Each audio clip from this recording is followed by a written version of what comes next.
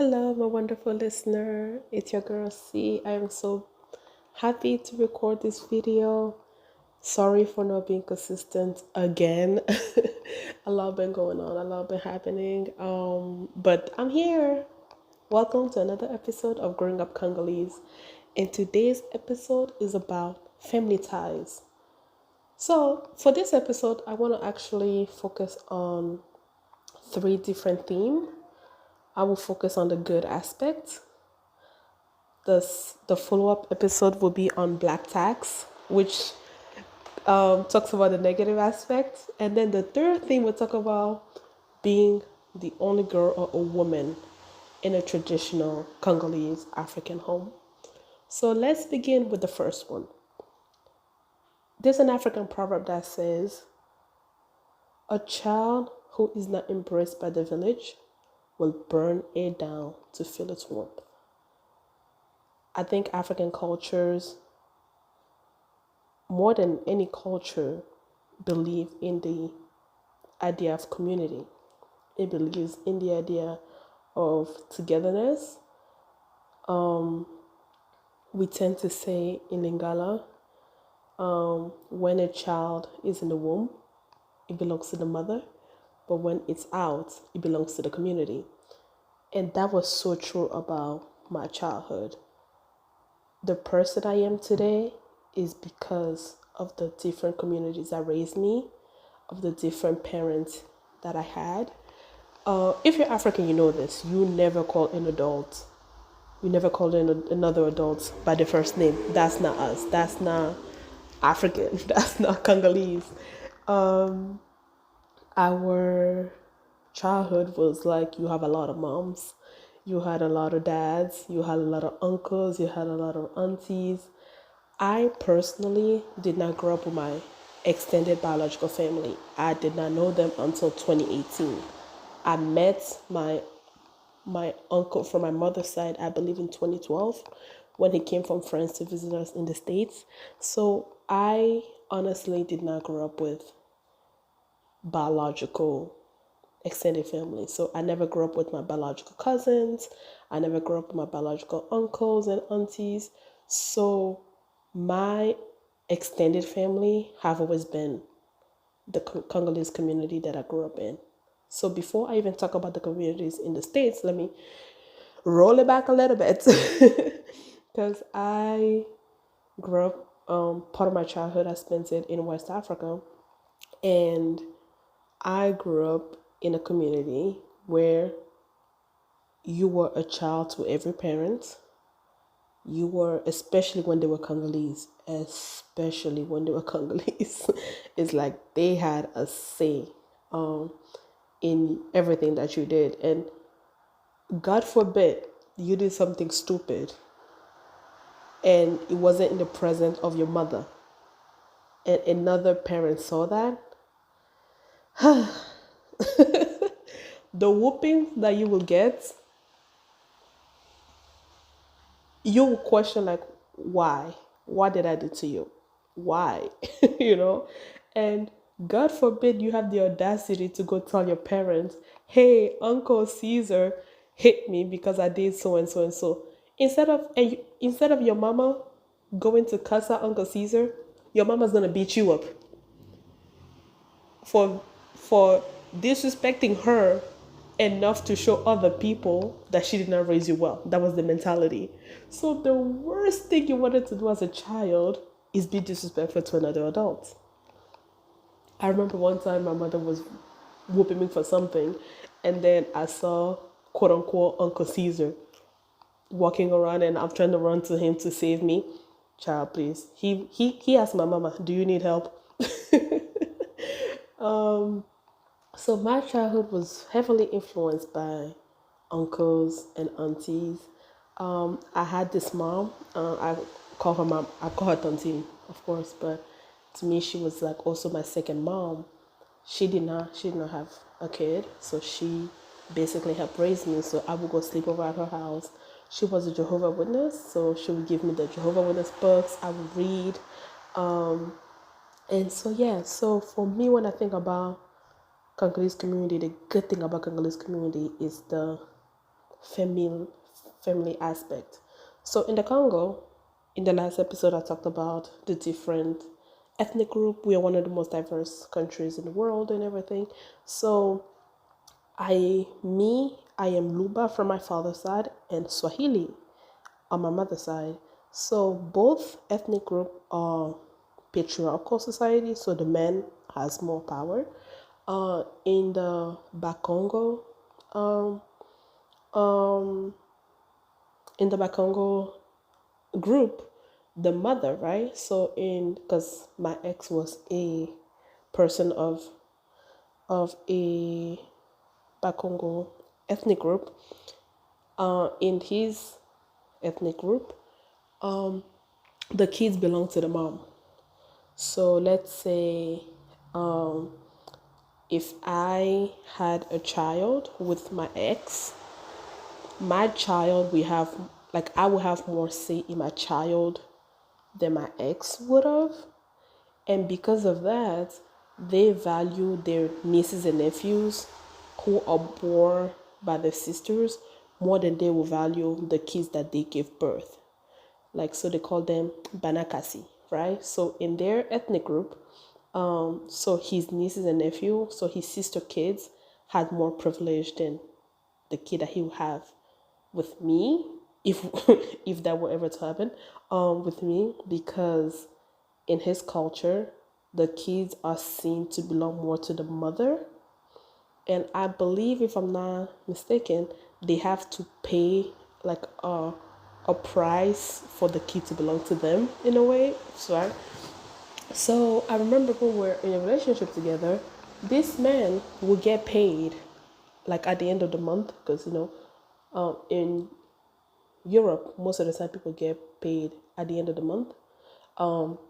He would get paid, and literally like half of his check will go to his nieces and nephews, and he'd be like, "Oh yeah, those are my nieces and nephews. They have more importance than than anything, because the kids belong to his sister, and kids are more they belong more to women because he's part of the maternal family. His presence in their life is the most important, so he will go above and beyond for him. And if he were to have children, actually he does have a kid, his nieces and nephews will go in front of his own kid, which is interesting. But in a lot of cultures where the men are the head of the household, kids go with the father, right?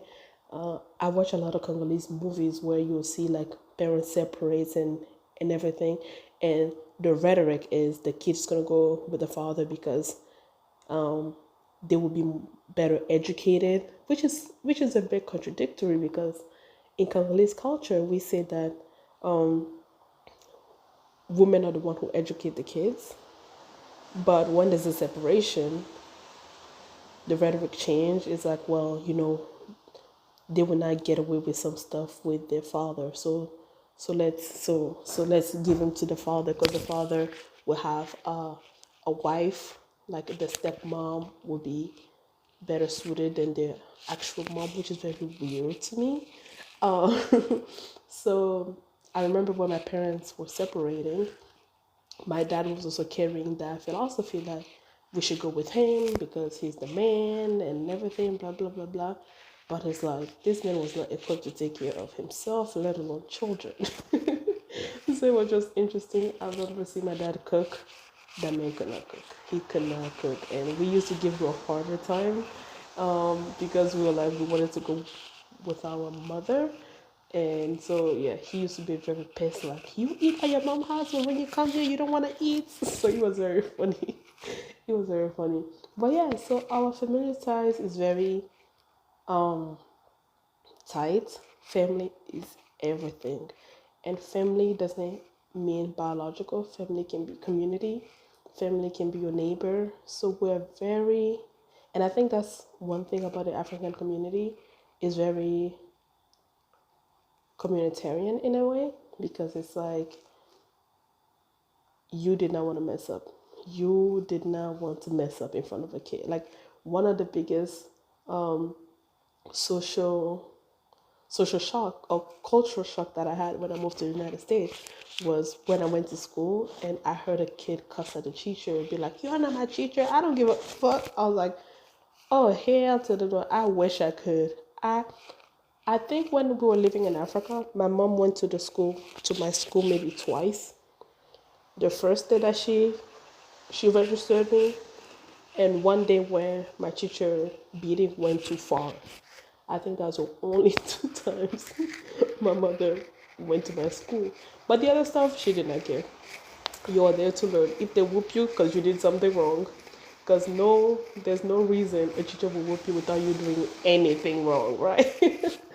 So that's sort of one of the good aspects of us. And to me, like I mean, like as a kid who did not really have a lot of like biological extended families, my idea of home is based on this cultural belief that your family doesn't have to be your blood. You owe everyone respect.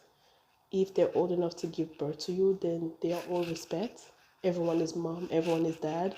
When I was in college, I went to my friend's my friend's house. She was white, and her mom was like, "You can call me Mary." I was like, "Yeah, we don't do that. We don't do that. I will call you Mrs. Blank, right?" Um, yeah. So family is very interesting, and the dynamics in family culturally is also interesting. In my family, I am technically the oldest between me and my younger brother, but I also have another half brother. Who's a lot older, so I am the only girl between boys. And that dynamic in a household is interesting. And I think cultures have also changed because times have changed. In the olden days, the the boys were seen as like you carry our name, but interestingly, in familial ties in Congolese relationship, that I've realized is that the man carries the name, but the girl of the family, she's the one that gives honor to the family, right? So that's why there's always this belief of like who you marry is important because like when the son gets married, he will go to enrich another family, right? Because he will be giving his in-laws like money because in Africa is customary when the in-laws come to visit you, you give them like money for transportation or you pay for their monthly the monthly meal, right? You give them money to, in French we call it faire la provision. You give them money so that they can stock up on food, they can pay electricity bill, they can pay the mortgage or the rent. Whereas the girl who gets married, she has to marry well because her husband will be the one to take care of the family. So yes, the boys continue the name, but the girls are the one that give honor to the family. They are the one that provides wealth, in a sense, to the family, which I think is interesting. And on that note, I will record the next episode that will have to do with the black tax. And Lord, Lord, Lord, I have so much to say about this. Stay tuned. Thank you for listening. Please like and subscribe, follow me, comment, ask questions. Let's build a cool and fun community. And tell me about your culture. Tell me about the familiar ties in your culture. What are customaries between different ethnic groups? I cannot wait to hear from you. Thank you. Bye.